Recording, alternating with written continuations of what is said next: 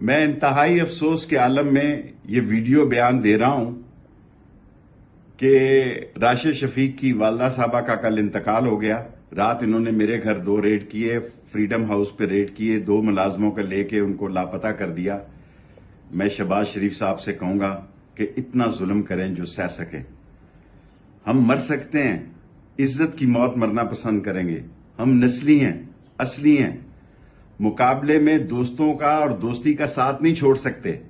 Party ہماری اپنی ہے، اپنے انتخابی نشان، ایک سیٹ پر قلم دوات پر الیکشن لڑتا ہوں، اور ساری زندگی فوج کے ساتھ، شہداء کے ساتھ اور مجاہدوں کا ساتھ دیا ہے، اور دونوں جنگوں میں خود حصہ لیا ہے، اور ہم پہ 7 کیس جھوٹے بنائے ہیں، 7 میں ضمانت ہے۔